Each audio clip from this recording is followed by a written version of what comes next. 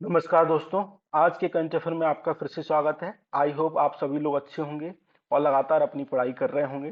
तो आज के हम कुछ महत्वपूर्ण टॉपिक पे बात करेंगे जो आपके एग्जाम की दृष्टि से महत्वपूर्ण है, उनके बारे में बात करेंगे।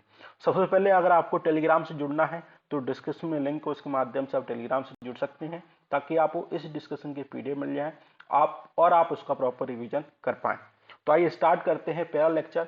तो पहला लेक्चर ये है, आपने न्यूज सुनी होगी कि एम्स में, दिल्ली के एम्स में सर्वर को हैक किया गया और ये इस पे साइबर टेररिज्म का हमको अटैक देखने को मिला। और स्पेशली इसमें जो रैमसमवेयर का एक नाम का जो मालवेयर था उसके द्वारा अटैक किया गया। इसके द्वारा क्या किया गया, जितना भी डेटा था ऑनलाइन ऑपरेशंस में हमको डैमेज देखने को मिला, रैमसम के द्वारा अटैक किया गया और 3 से 4 करोड़ पेशेंट इससे क्या हुए, प्रभावित हुए। हाल ही में क्या हुआ, एफआईआर इनिशिएट की गई सेक्शन 385 आईपीसी के तहत और सेक्शन 6666 एफ के तहत, जो हमारा इंडियन इंफॉर्मेशन टेक्नोलॉजी एक्ट है उसके तहत क्या किया गया, एफआईआर को इनिशिएट किया गया। ठीक है, तो इस बात को ध्यान रखेंगे।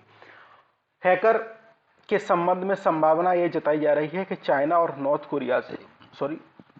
नॉर्थ कोरिया से संबंधित थे, तो इस बात को आप ध्यान रखेंगे। तो अब हमारे लिए महत्वपूर्ण हो जाता है कि हम मालवेयर को पढ़ें और उससे संबंधित जितने भी एस्पेक्ट हैं उनको हम पढ़ें। मालवेयर क्या है? एक मैलिशियस सॉफ्टवेयर है जो आपके सिस्टम के डेटा को ब्लॉक करता है, इनक्रप्ट कर देता है और उसके बाद आपके डेटा को डिक्रप्ट करने के लिए आपसे पैसे मांगता है, आपसे पेमेंट मांगता है, वो भी बिटकॉइन में, क्रिप्टो करेंसी में। ठीक है, ये आपने मालवेयर समझा। और भारत में ट्रेंड ये है कि सर्च इन के डेटा के अनुसार फाइनेंशियल ईयर 2022 में फर्स्ट हाफ में 51% हमको साइबर अटैक रैमसमवेयर के देखने को मिले। सबसे ज्यादा जो अटैक हमको देखने को मिले आईटी सेक्टर में देखने को मिले, फिर मैन्युफैक्चर में और फिर हमको फाइनेंस सेक्टर में हमको देखने को मिले। तो आप इस डेटा को कोड कर सकते हैं जब भी आपका मेन से संबंधित साइबर अटैक से संबंधित, साइबर स्पेस से संबंधित कोई भी प्रश्न आता है तो आप इसको यहाँ पे कोट कर सकते हैं इस डेटा को। ठीक है, अब दूसरी बात है कि गवर्नमेंट ने क्या क्या स्टेप लिए। गवर्नमेंट ने एक national critical information infrastructure protection एक सेंटर स्टेब्लिश किया ताकि जितने भी प्रोटेक्ट करने के लिए, जो हमारा क्रिटिकल इंफ्रास्ट्रक्चर है उसको प्रोटेक्ट करने के लिए जो भी मेजर की आवश्यकता है वो इसके द्वारा लिए जाएंगे। दूसरा, सर्च इन एक एजेंसी की स्टेब्लिश किया और कंप्यूटर सिक्योरिटी को ये ध्यान में रखते हैं। और दूसरा, national cyber security coordinator to coordinate, जो जितने भी हमारी साइबर से संबंधित एजेंसियां हैं उनके मध्य कोऑर्डिनेट करने का काम करते हैं। नेशनल साइबर सिक्योरिटी पॉलिसी के तहत भी हमने साइबर स्पेस को और भी एफिशिएंट और सुरक्षित करने का प्रयास किया गया। रैमसमवेयर एक मालवेयर है और ये आपके डेटा को करप्ट करने का प्रयास करता है, आपके डेटा को ब्लॉक करने का प्रयास करता है और अगर आप इनसे अपना डेटा डिक्रप्ट करवाना चाहते हैं तो ये आपसे क्या करते हैं, पेमेंट लेने की आवश्यकता महसूस करते हैं।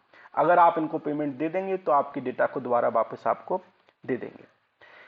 ईमेल के माध्यम से, सॉफ्टवेयर ऐप के माध्यम से, इन्फेक्टेड एक्सटर्नल स्टोरेज के माध्यम से और कोई भी जो वेबसाइट है उनके माध्यम से आपके कोई भी सिस्टम में आ सकता है।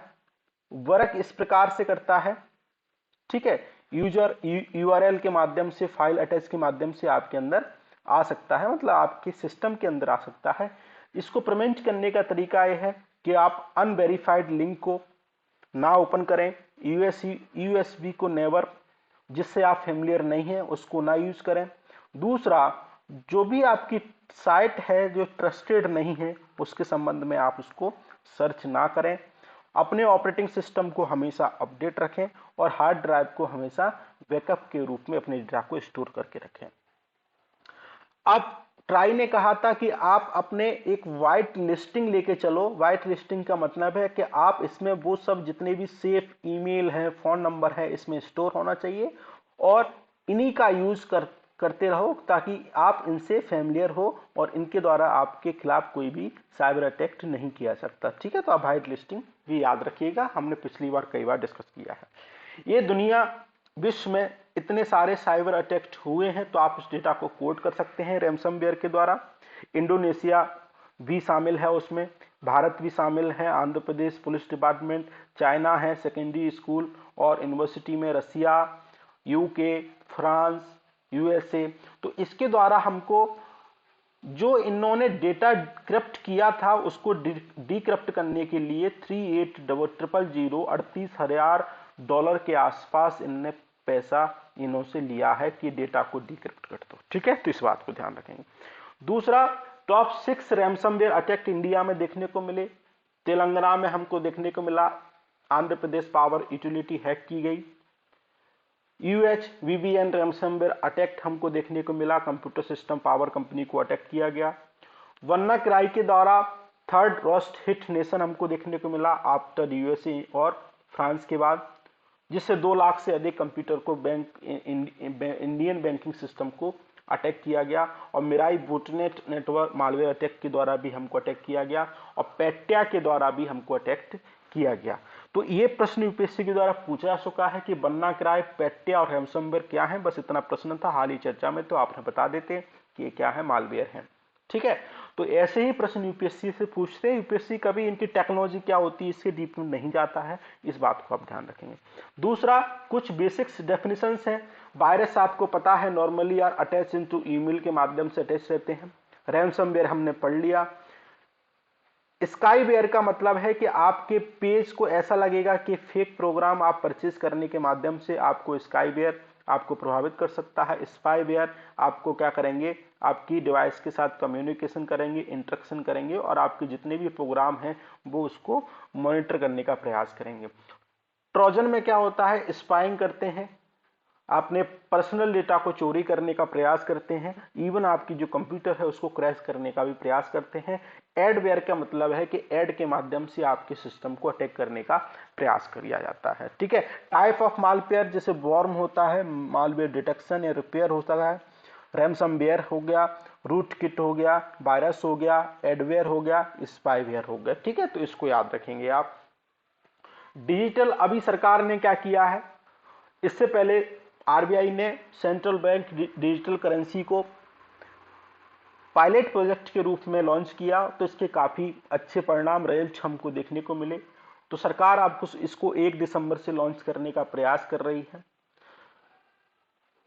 आरबीआई ऐसा क्यों करना चाह रही है कि अधिकांश विश्व में, वर्ल्ड में क्या हो रहा है, जो क्रिप्टो करेंसी है उनका चलन अक्सर बढ़ता जा रहा है।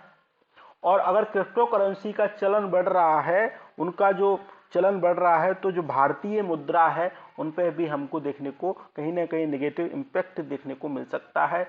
आरबीआई की सॉवरेनिटी को भी नेगेटिव इम्पैक्ट हमको देखने को मिल सकता है और कहीं ना कहीं हमको जो गलत इलीगल जो एक्टिविटी है उनकी फंडिंग भी हमको देखने को मिल सकती है। जैसे रैनसमवेयर की आप पेड करते हैं तभी आपके डेटा को डिक्रिप्ट करने का प्रयास करते हैं।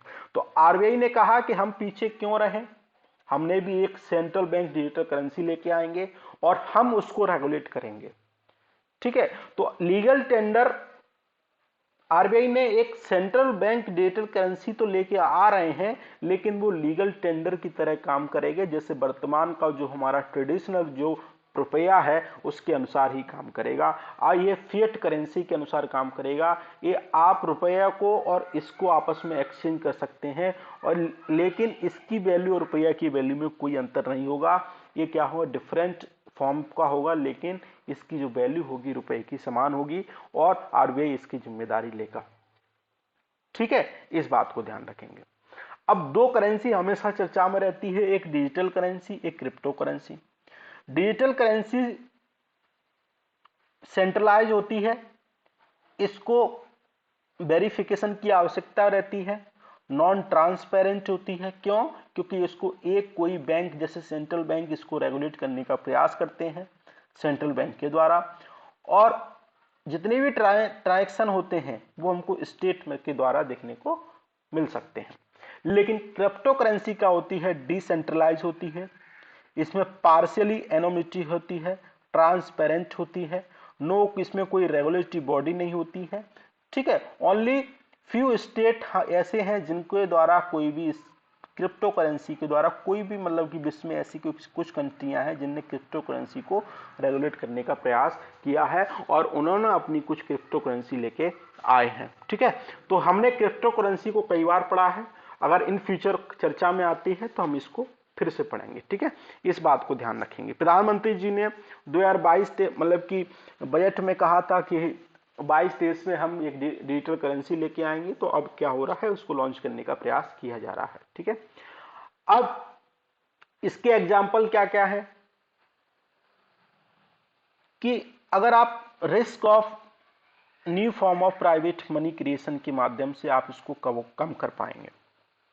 ठीक है, क्योंकि अब अधिकांश चीजें डिजिटल हो जाएंगी तो प्राइवेट मनी का जो रिस्क है, जो चीजें बढ़ती जाती हैं, उसको कम होगा, कंपटीशन मिलेगा हमको, एफिशिएंसी मिलेगी, इनोवेशन मिलेगा पेमेंट सिस्टम के क्षेत्र में, सेंट्रल बैंक मनी को आसानी से इंप्रूव कर पाएगी एबिलिटी की। ठीक है, और अब अभी उसके अलावा और भी क्या क्या चीजें होंगी, इन्वायरमेंट बेनिफिट भी हमको देखने को मिलेंगे, हमें पेपर बनाने के लिए पेड़ों को नहीं काटना पड़ेगा, बाहर से हमको इंपोर्ट भी नहीं करना पड़ेगा, तो हमारा बैलेंस ऑफ पेमेंट क्या होगा, हमारे पक्ष में रहेगा, जो हमारा डेफिसिट है वो भी हमको कम देखने को मिलेगा।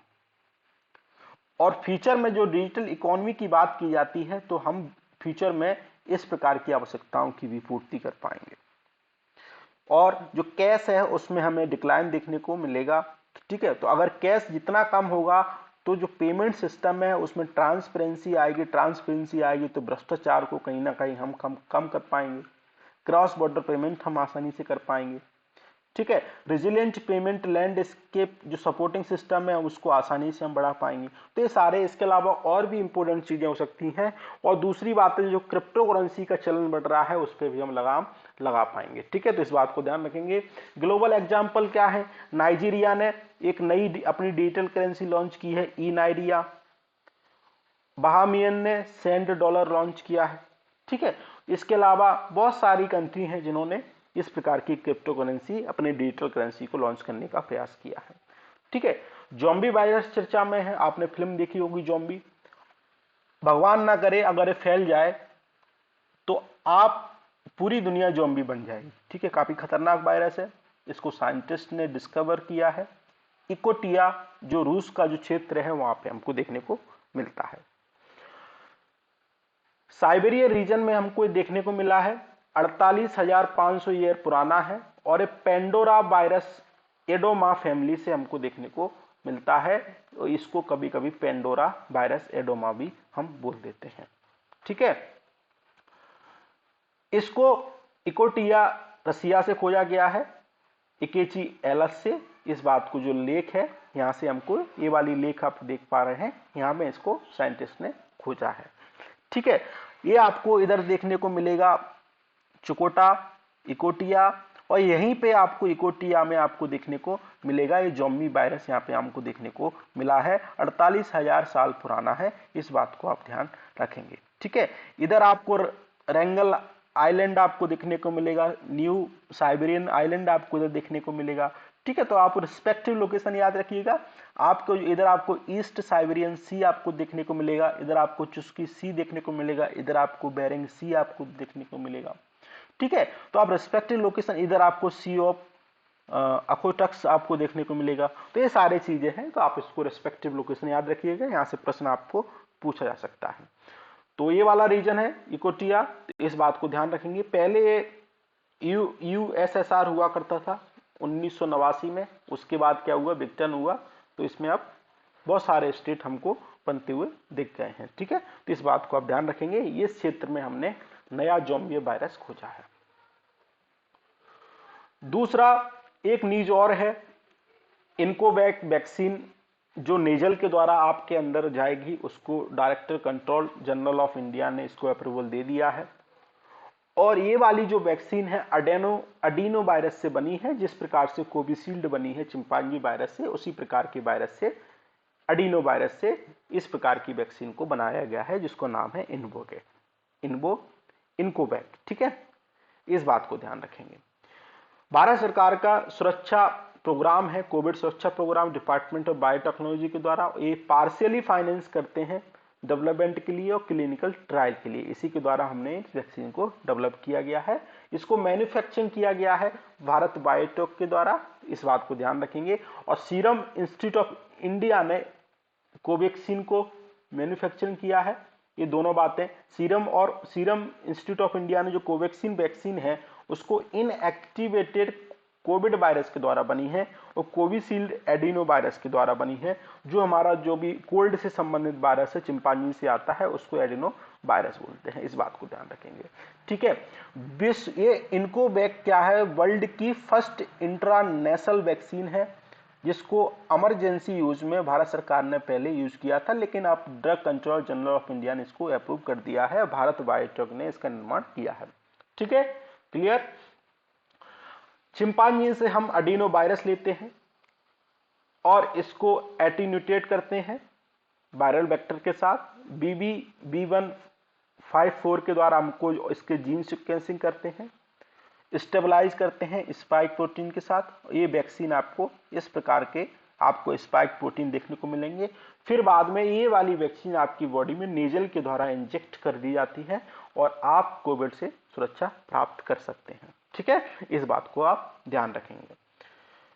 कमेंट करके मुझे बताइएगा कि भारत में, इंडिया में अभी कौन कौन सी वैक्सीन अप्रूवल है, कौन कौन सी जो वैक्सीन है वो भारत सरकार के द्वारा उनको अप्रूवल प्रदान किया गया है। गवर्नमेंट ई मार्केट प्लेस जिसको जैम बोलते हैं, इस पे 1 lakh crore rupees gross merchandise value का ट्रेड हुआ है 2022-23 में। ठीक है, ये क्या है, one stop national public procurement portal है, मिनिस्ट्री ऑफ कॉमर्स इंडस्ट्री के तहत काम करता है। 2016 में इसको लॉन्च किया गया।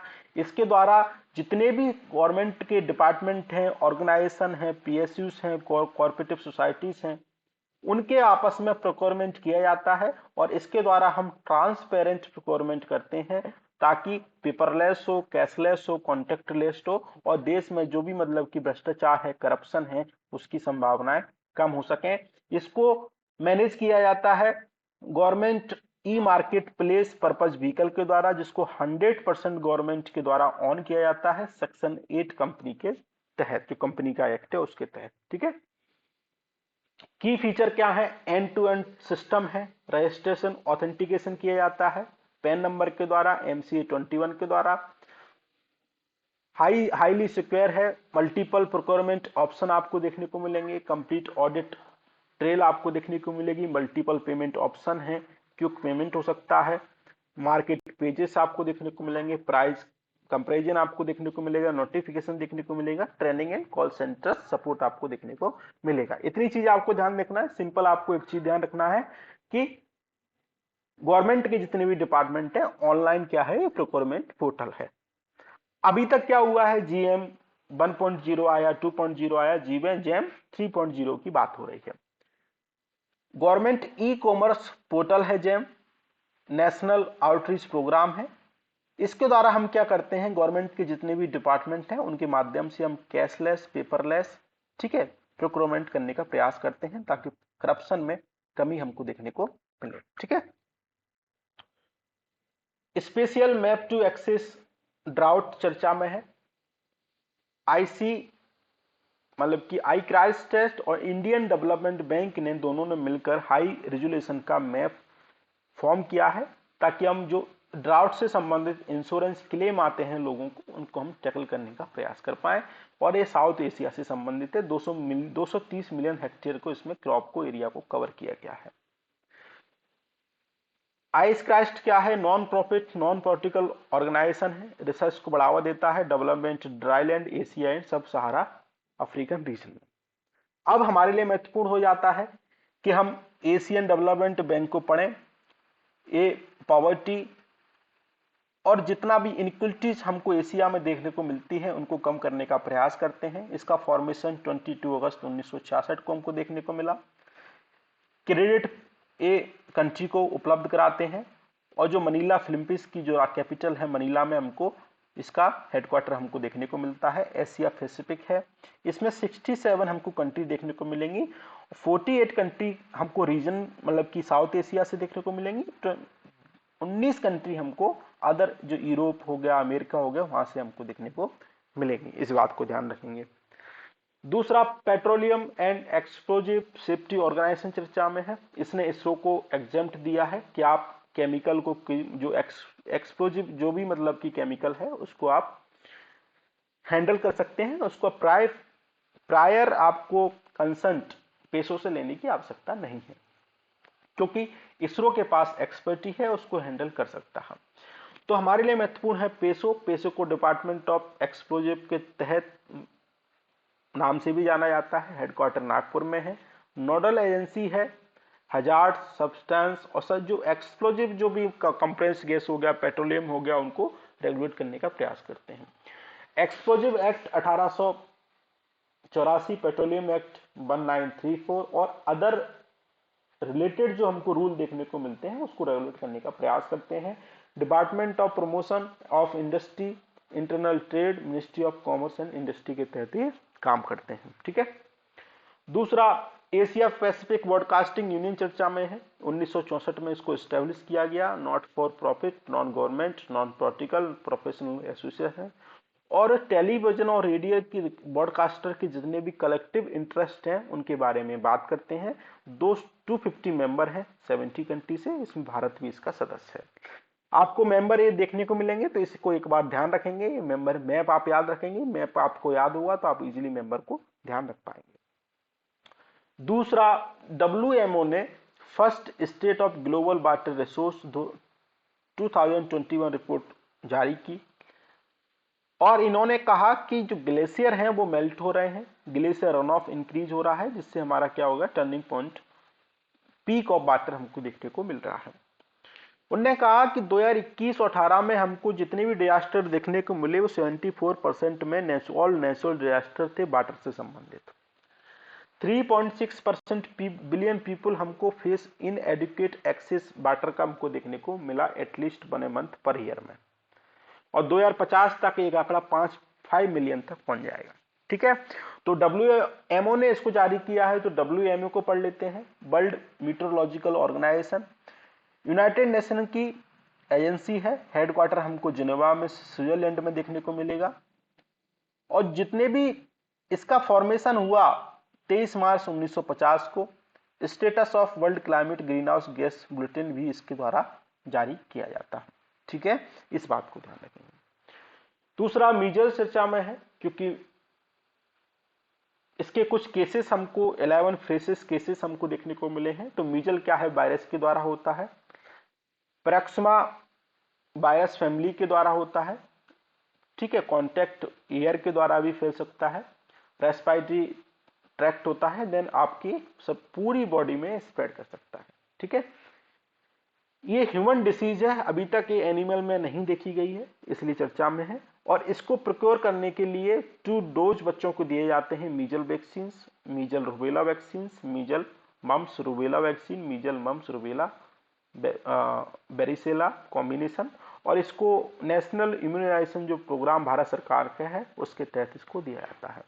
इसके सिम्टम्स हमको देखने को मिलेंगे, ड्राई कफ होगा, रनी नोजेस होंगी, बॉडी पेन होगा, हेडेक होगी, सोर थ्रोट होगा, बाटरिंग होगी, स्वेलिंग होगी इन आई से, और डिसकंट्रप हमको फटीग देखने को मिलेगा, लॉस ऑफ एपेटाइट देखने को मिलेगा, डायरिया होगा, लाइट सेंसिटिविटी होगी, इंफ्लेमेशन होगा। ठीक है। तो ये सारी चीजें हमको इस मीजल्स में देखने को मिलेगी। बियर कैट चर्चा में है। अभी क्या हुआ है, मणिपुर में इसको बैटलिंग के रूप में लगाया जा रहा है। ठीक है, इसलिए चर्चा में था, जो कि इलीगल है। इसको बिट्रोंग भी बोलते हैं। ठीक है। ओमनीवोरस है, सिविट फैमिली से है, और साउथ ईस्ट एशिया में हमको देखने को मिलता है, जैसा आप यहाँ पे देख पा रहे हैं। Nepal, India, Bhutan, Indonesia, island of Sumatra, Java, eastern Brunei में भी हमको देखने को मिलता है। नॉक्टर्नल है। ठीक है, इस बात को ध्यान आप रखेंगे। बियर बियर कैट आपको साउथ ईस्ट एशिया में आपको देखने को मिलेगा। तो ये वाला आप मैप याद रखेंगे, यहां से प्रश्न आपके द्वारा बन सकता है और कहीं हमको देखने को नहीं मिलता है। ठीक है, मार्च में अभी क्या हुआ है, मरीनर 4 अभी चर्चा में था। क्यों? क्योंकि अभी हमें रेड प्लैनेट डे मनाया 28 नवंबर को, और नासा ने मरीनर 4 लॉन्च किया था 1964 में। ठीक है, जो मार्स से संबंधित है, इस बात को ध्यान रखेंगे। इसका इवोल्यूशन हमको देखने को मिला, फर्स्ट जो इटालियन एस्ट्रोनॉमर थे गियोवानी सचिया परालिस, इनने क्लेम किया। ठीक है, दूसरा 1964 में नासा ने मरीनर 4 लॉन्च किया। 1970 में हमने विकिंग मिशन लॉन्च किया, और 2001 में ऑडेसी मिशन लॉन्च किया। और इसके अलावा भारत ने भी मंगलयान 1 लॉन्च किया। यूरोपियन यूनियन ने भी 2 ऑर्बिटर लॉन्च किए।